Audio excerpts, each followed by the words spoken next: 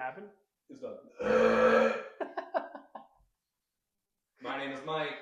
My name is Anthony. And this is Maximum Effort, Minimum Thoughts, episode 6. Hell yeah, episode 6. Here We are in our arm room today. Live from the stairwell. From the stairwell into the arm room. Into the arm room. Really a POV of the gym goer's experience. Yes. So because if anyone walks up that staircase right now, they're gonna be really confused. They're gonna be right up in front of the center of it. Yeah. And I hope they try to move it. I hope they move it and they don't realize that we're in here. We just keep going. Anyways. So, I'll go first. SBD Austin coming up in about a week here. Mm-hmm. It takes place next week. But there have already been some athletes that are dropping out. I know, seriously. These guys, most notably, Gavin Aiden, and then Rondell, of course, which King. You hate to see. He does many times. He's very good at it. He is. He just did for the Ivankas meet, and now again with SBD Austin, and with both of these guys, they're both. It's not gonna make any difference. I was like, what's that do? It's just a random switch there. I'm like, oh, that's nice. The most random fucking spot, not on the part where you enter. No, on the floor, away from the lights. It makes no sense. Yeah. Anyways. Rondell, these guys are both, it's not like it's someone in a non-competitive weight class. Yeah. It's these guys that are in the 93, in the 105s, guys that have stacked weight classes. Yeah. That you want to see these battles. Yeah. That's the whole point. Like at Worlds and Sheffield less so because there's not as many in the same weight class. Mm-hmm. But as IPF Worlds, that's the fun of it. Seeing 3, 4, 5 different guys all in the same weight class, all having their own strengths and weaknesses going head to head. And it's always down to the wire. Now, we've kind of been missing that with some of these guys. It sucks. So I want to see Bob versus Rondell. I want to see Bob versus Rondell versus Ashton, because Ashton's making a comeback too now. Yeah. And it's. Well, he's gonna be at Sheffield. Is he gonna be at Sheffield? I don't know. Is he? I don't think so. Let us know in the comments. Let us know in the comments. Fact check us. Yeah, please. But either way, I still want to see all of them go head to head. That'd be great. Because we've seen Bob and Ashton before, but Rondell hasn't competed with them before. No. Not at the level that they're all at now. Do you think he's scared of getting beat? No, I don't, because I think he would. I don't think it's gonna matter. I think he's gonna win no matter what. Yeah. Because his squat was what, high 7s? It was, yeah. If I remember correctly, his squat was high 7s or low 8s, which is more than Bob is doing, and it's still more than Ashton is doing now. Maybe in a good peak, Ashton could probably get up there and attempt something like that, like an 800. But Rondell's more consistent with it, and he's hit them more recently. Bench, no one's touching him. He just did the bench Worlds for the NAPF. Was it Worlds or Nationals?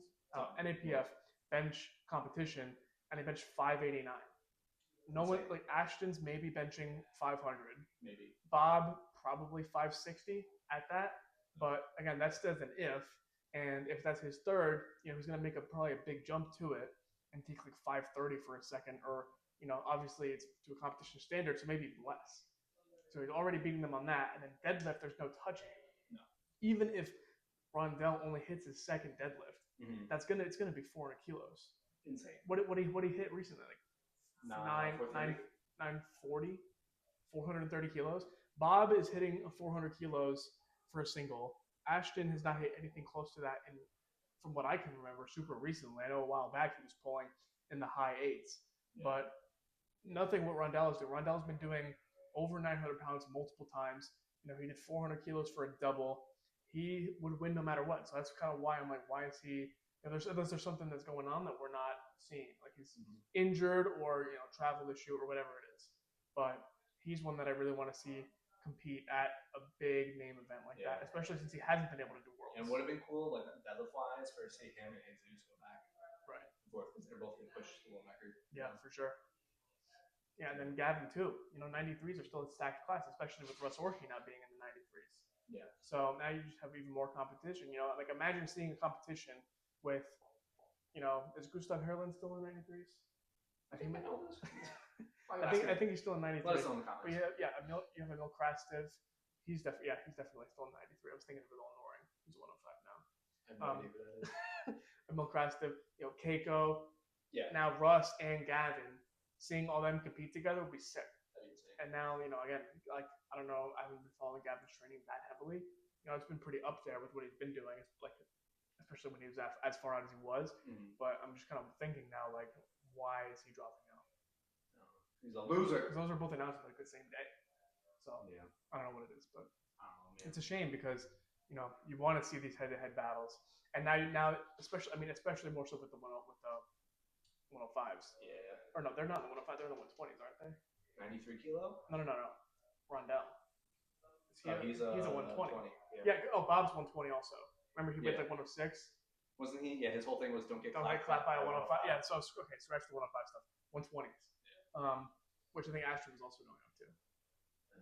But still, now it's like, regardless of who wins, you're just going to be thinking in the back of your head, like, what if Rondell was there? Yeah. Would they beat him? Yeah, because the numbers that they would pick would influence what Rondell does, and it's kind of thing. Like, if you know what Rondell's going to, you're going to make a bigger jump if you need to catch up, or you're going to try to make up ground somewhere else if you know you have an advantage. And now it's just a completely different. Now they just get to play it safe. And it's not like it's interesting. Yeah. It's still going to be entertaining, but I want to see Rondell push a really heavy total, and I feel like he could have in this meet. But for now, we'll just have to wait. These IPF boys are annoying. Can you open this? I can, yes. It locked on me. I don't know why that would happen. I don't know my password. Your 30-digit passcode? It's 10 digits. My turn. So, over the past 2 days, the Magnusfjord Magnuson Classic has been happening. Competition in Iceland. You know Magnusfjord? I do. 4-time world strongest man back in the 90s. He'll host his own comp in Iceland during the winter. What a great time to be in Iceland. What a great time. It was pouring at one point. At one point they were in a pool. Why do they? It was a hot spring. Why do they keep putting strongmen in pools? I did a pool event. I want to die. Get it out of the water. But at least it wasn't head height. I was literally under the water for 2 events. They wanted me to die. They at least were like belly out. I'm like, must be nice. But anyway, so notable names: Lucas Hatton. Nice. That's it. That was it. Lucas Everybody else is unknown. Nobody really knows. Oh, Maxi Boudreaux. But everybody else we don't really know of. Are they all Icelandic guys? No, there's some Icelandic guys. There's Levi Strong. He's a new guy. He's from the USA. Jordy Osborne. He's from Australia. That's a long flight. Nick Wortham, USA. Lithuanian guy. Mexican. Justin Ligier. Polish guy. And then a couple Icelandic guys. But that's some very interesting events. First, they start with the Husafell stone. Nice. I attempted the Husafell stone once. I couldn't even lift it. These motherfuckers went 88.2 meters with it. That's a lot of meters. Imperial, 289 feet. Yeah, that's like a football field almost. 290 feet with it. I couldn't fucking pick this shit up. How heavy is it? 410 pounds. The guy who won that event, Levi Strong, and he's a relatively unknown guy. And this dude came to fucking play. Next event, stone over bar. They had a bunch of rare natural stones just loaded over a bar. Levi Strong wins it again. Lucas Hatton's kind of like in the back of them. Yeah. Then they went to a block press. It's a block. Yeah. Lucas Hatton he did second in that, but only because it was funny. He's trying to get it up. His mobility's so bad he couldn't get his right arm under it. But the press was so easy. Yeah. But the moment he gets his arm under, it's up. It takes him like 10 minutes to just get the right arm. Loading race, I was in the water. That was so funny. I was watching. They were in a hot spring. Colin and Coach Laws, #Team Laws, were commentating in a hot tub. Nice. And drinking beers. And they're like, yeah, you go. And they're screaming at and they're just getting drunk. It was so funny. Who won that event? Some Icelandic guy I can't pronounce. Let me see. I bet I can nail it. I know his name is Christian.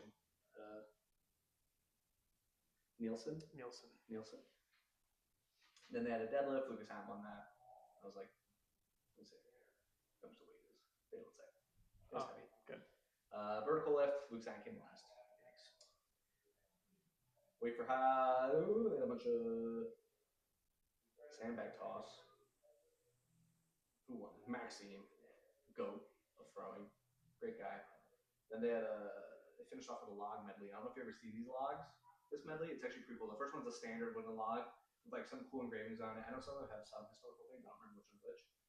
And then each log is heavier, but then the ends of it get bigger. Like you see the Austrian oak. Yep. The final log makes the Austrian oak look tiny. Special guest. Special guest Ryan Porter. Welcome, Ryan. Hello, Ryan. Yes, good Yes, job, Ryan. Porter. He didn't even see us. He didn't even see us. Yeah. Okay, well, Anyways, special guest Ryan Porter, everybody. Special guest. Follow him. Lucas Hatton won that event. But in the end, this guy, Levy Strong, won overall. Some 6'9" guy out of nowhere from the US. Was not expected. Hello. High five from Homer. Then Jordy Osborne got second and Lucas Hatton third. But Levy Strong, not it's a expected. good performance. And first and second, 1.1. It's been cool to see, shows recently. And again, not like every show, but a lot of shows now where you're just seeing like somebody new. Yeah, that's what really entertaining about it, because you don't know what's going on. A lot of these guys, you go to their Instagram, they're not really posting all that much. Right. Like they might post like a competition that happened like 6 months ago. But a lot can happen in 6 months. And they're not doing a lot of, there's no media for them. Like if they're doing like even bigger shows, but locally, like you would never see it. Yeah. So I think that's really cool to see because some of you guys stepping up to major international competitions and not just doing well and making a name for themselves, but winning. Yeah, and I followed him on Instagram today. I saw he won. I was like, oh shit, I guess he follow. Nice. So, yeah, you knew him before he was famous. I knew him before he was famous. Levy Strong, if you're watching, come on the podcast. Yeah, come on, Levy. Happy to have you. Where's he from? New York. Oh, U.S. Well, somewhere. That's close. Right around the corner. Yeah, we're in Jersey. Yeah. So I know you want to talk about your devastating. My devastating injury. Yes, I did. My pec brutally cramped yesterday. I know it's harder. It's harder to hear even the 100th time of me talking about it. But no, I just hurt. I'm sitting on the other one. I'll give you. We'll be done momentarily. Okay. Yes, I was gonna do. It was my day 3. I was gonna do 292 for 4 sets of 5 or 5 sets of 5. 286 felt really good last week. Benches in general been feeling very good. I did 1 set, 3rd rep on the way up. I immediately kind of felt it cramp up, and it wasn't like a splitting pain or anything, but I definitely felt it get really tight, enough to the point that I did not want to do another rep, and I pretty much called it. I had my SBD today. I did not bench today, even try because it still was kind of aching a little bit, a little sore. So I'm just going to try to play next week pretty light if I do anything. I'll probably just do like 1 bench day next week. Yeah. I'll see next Saturday how it feels, if I want to do anything else. But it is what it is. Squat and deadlift were very good today, though. Are you going to need surgery?